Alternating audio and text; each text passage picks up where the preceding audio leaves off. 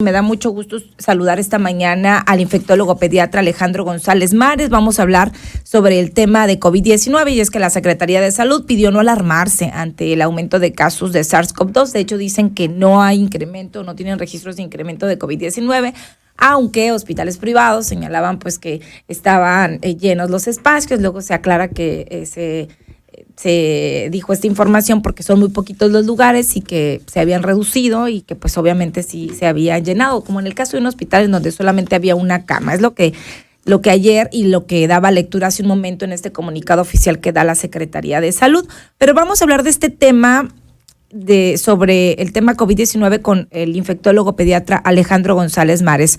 Doctor, buenos días. Karina, muy buenos días a ti y a tu audiencia. Gracias. Feliz año, doctor. No lo habíamos saludado este 2024. Gracias.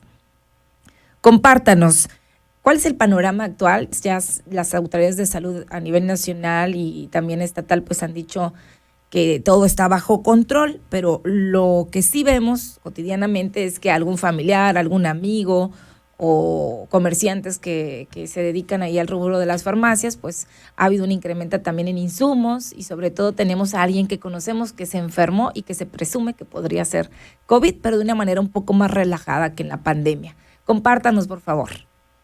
Claro que sí, como bien dices, Karina, hemos estado observando desde el mes de noviembre un incremento en el caso de infecciones respiratorias, principalmente infecciones respiratorias altas, que son infecciones de oído, infecciones de garganta, cuadro catarral, pero también de infecciones respiratorias bajas como bronquitis o neumonías.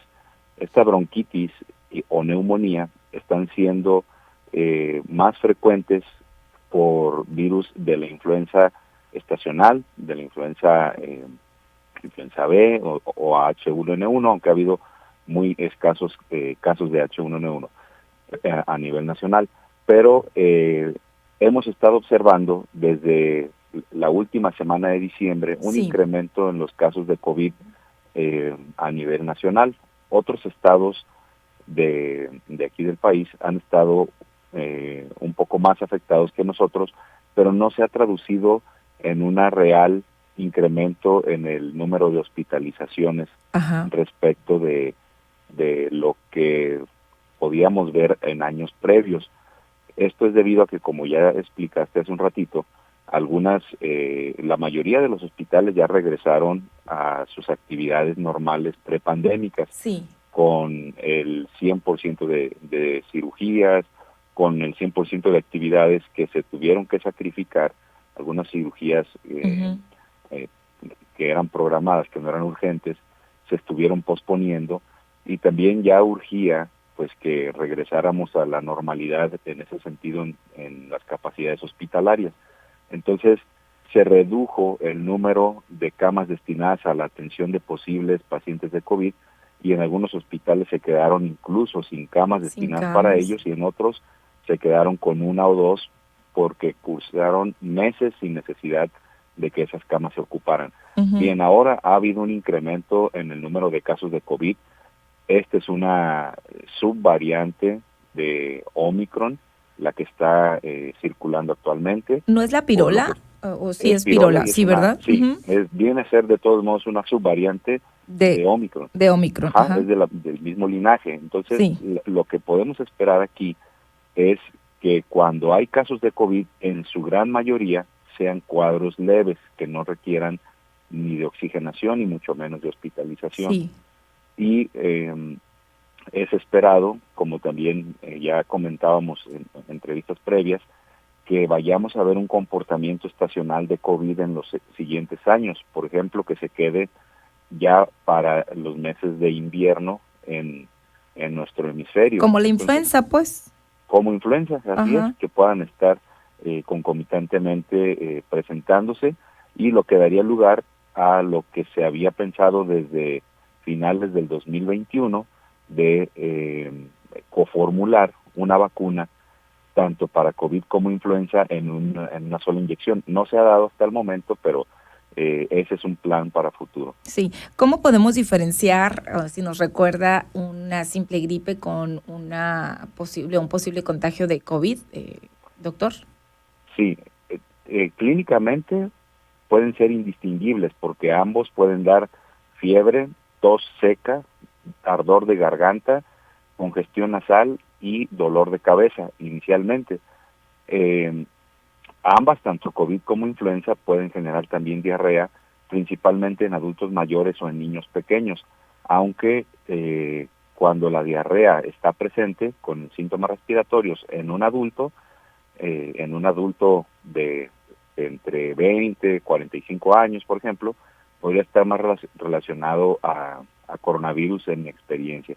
Entonces, es clínicamente indistinguible cuando una persona cursa con un cuadro así, y que es un cuadro catarral, pero que además se acompaña de fiebre.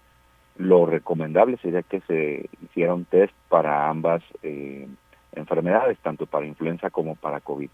Son test actualmente cada vez más accesibles, cada vez más económicos, Sí. y que se venden ya incluso kit para que uno se lo pueda realizar en casa con instrucciones muy sencillas. Y la vacuna, que ya está de manera particular también, y que muchas personas recordemos que el hecho de aplicarse la vacuna no significa que no nos vamos a contagiar, sino que nos da la posibilidad de que no sea tan intenso pues el presentar COVID.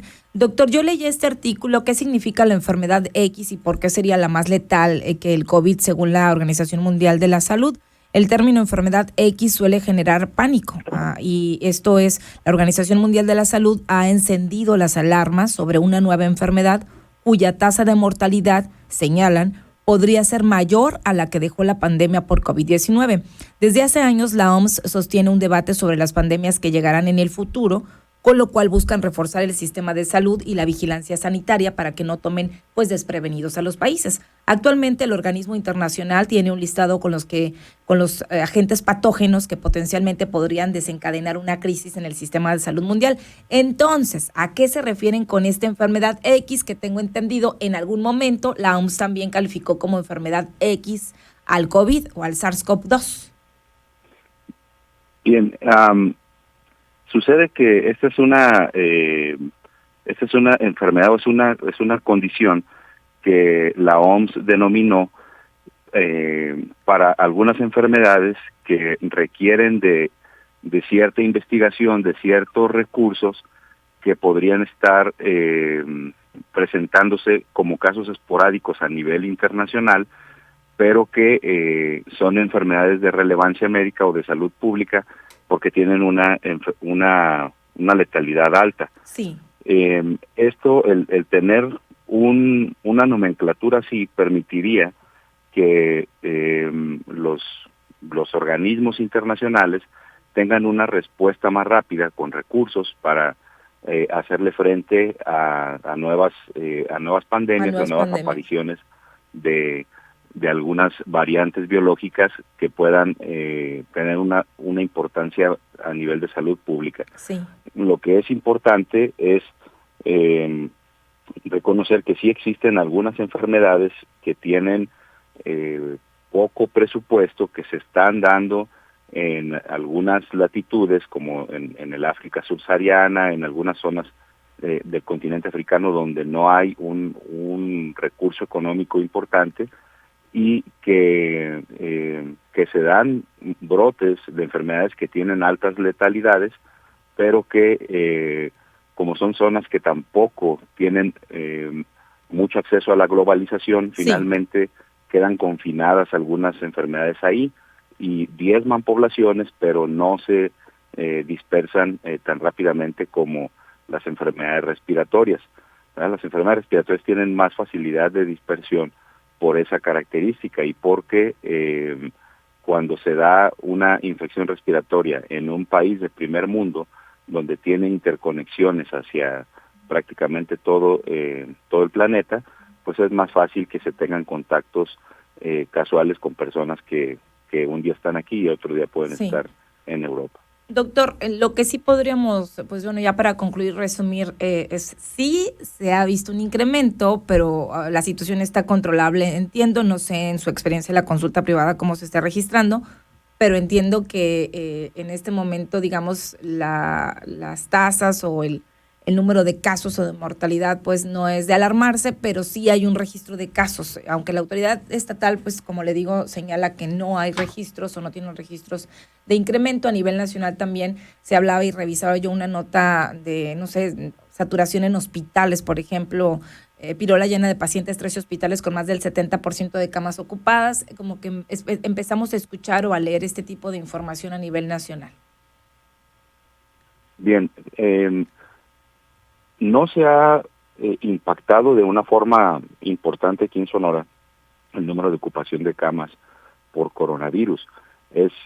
Obedece a, como decíamos, todos los hospitales actualmente, incluso los de la Ciudad de México, o sea, que fue uno de los estados que más les pegó COVID en la época más álgida de la pandemia, pero redistribuyeron sus camas hospitalarias de manera que ya se atienden todas las enfermedades que se atendían prepandemia, y entonces se quedaron con muy pocas camas destinadas a la atención de pacientes con coronavirus. Hay que decir que actualmente, con la experiencia que tenemos, todos los hospitales, incluidas las instituciones, tenemos ya protocolos para actuar en emergencia ante una situación como la que vivimos en el 2020, donde rápidamente se pueden reconvertir toda una unidad hospitalaria para atención de pacientes con enfermedad respiratoria severa, o bien reconvertir solo una parte de una unidad hospitalaria donde se puede manejar adecuadamente aislamiento, donde se pueda tener equipo de protección, etcétera. Entonces, si bien en este momento suena como alarmante decir que algunos hospitales están al tope de su capacidad, no quiere decir que no se tiene la capacidad de reconvertirse. Todos los hospitales lo aprendimos a hacer, y si nos vemos en la necesidad de hacerlo, lo vamos a tener que volver a hacer. Pero en este momento no hay una alerta real para que una condición así se dé. Sí, lo que sí hay que cuidarnos, hay que seguir las medidas, hay que usar el cubrebocas. Si usted tiene dudas de que pudiera tratarse de COVID, pues acercarse a su médico, a que le hagan el diagnóstico, porque el COVID pues igual se sigue, es contagioso, pues, y puede poner usted en riesgo a otras personas. Siempre hemos hablado de las personas con alguna vulnerabilidad o las personas pues más propensas a tener un riesgo mayor o que sea letal pues esta enfermedad. Ya lo hemos hablado e insistido, sobre todo aquellas personas que tienen enfermedades crónico-degenerativas, adultos mayores, niños, niñas, en fin. El llamado y las medidas son las mismas, doctor, como ya hemos recalcado siempre. Le mando un abrazo, doctor. ¿En dónde lo encontramos en consulta privada? ¿En qué teléfono? Muchas gracias. Me pueden contactar al 6621-705350 y 6621-09524. Creo que me faltó un número al final. 6621-09. 090-524. 0524, ahí está. Doctor, le mando un abrazo, gracias. Muchas gracias. Saludos. Luego, buen día.